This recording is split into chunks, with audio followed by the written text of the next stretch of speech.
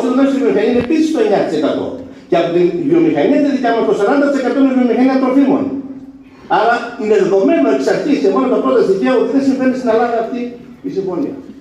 Να πούμε ποια προϊόντα θα έχουν θέματα. Καταρχήν σε 10 χρόνια, στα περισσότερα προϊόντα, σχεδόν σε όλα, το 90%, θα μειωθούν ή θα εξαφανιστούν δεσμοί σε επίπεδο 10 χρόνων, μετά από 10 χρόνια. Σιγά σιγά κλιματικά. Από την πρώτη μέρα τη υπογραφή, αν υπογραφεί τώρα, σε ένα μήνα, κάποια προϊόντα θα είναι ανασμολόγητα που θα έρθουν αγροτικά από την Βραζιλία και την ίδια χώρε προ την Ευρώπη. Και θα έχουν κάποιε δασμολογικές ποσοστώσεις, βέβαια, όχι στο σύνολο των εξαγωγών. Ποια είναι τα προϊόντα αυτά, θα ακούσετε για να τα ξέρετε. Για να ξέρετε όσοι είστε στους κλάδους σας, στους επιμέρους, τι θα αντιμετωπίσετε. Πρώτα απ' όλα είναι το βόλιο κρέας.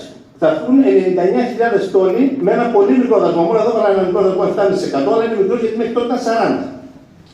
Οι 99.000 τόνοι δεν είναι υπερβολικό νούμερο. Η Ελλάδα παράγει 40.000 τόνους που είναι το 15% της κατανάλωσής μας. Είναι για την κατανάλωση Ευρώπης μόνο 1,5%. Αλλά ξεσηκώθηκαν όλοι οι Γάλλοι βοοτρόφοι, που πρωτοπορεί η Γαλλία σε αυτό. Γιατί πρέπει να ξέρετε ότι αυτό είναι ένα promotion για αυτούς. Είναι ένα, όπως έχουμε ευκαιρίες στα σούπερ μάρκετ. Ήδη είναι τόσο χαμηλές οι τιμές τους, με 40% δασμό, το 50% των εισαγωγών στην Ευρώπη σε βόλιο κρέας είναι από την Μαρκοσούρ. Άρα λοιπόν τους δίνεις και εντελώς με 7% και προσέξτε τα άλλα προϊόντα μας ενδιαφέρουν πιο πολύ. Η ζάχαρη που επίσης ενδιαφέρει τους Γάλλους δεν μας ενδιαφέρει γιατί καταντήσαμε να μην έχουμε ζάχαρη. Θα μας ενδιαφέρει. Λοιπόν, στα πουλερικά, στο κρέας, που εμείς έχουμε σχεδόν αυτά και στην Ελλάδα, δεν είμαστε όπως το κοντινό.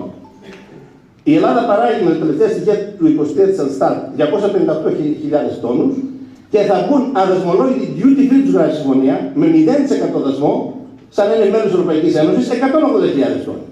Όσοι σχεδόν είναι παραγωγή της Ελλάδας.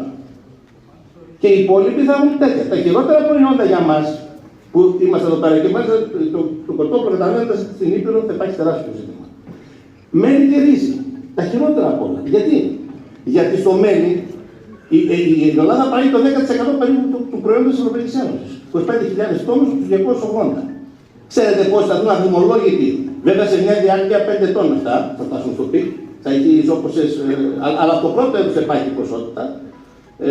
Θα έρθουν 45.000 τόνοι μέλι από τη Μερκοσούρ με 0% δασμούς. Που σημαίνει το 20% της ευρωπαϊκής παραγωγής και διπλάσιο της ελληνικής παραγωγής. Καταλαβαίνετε τι πιέσεις θα υπάρχουν τεράστιες στις τιμές.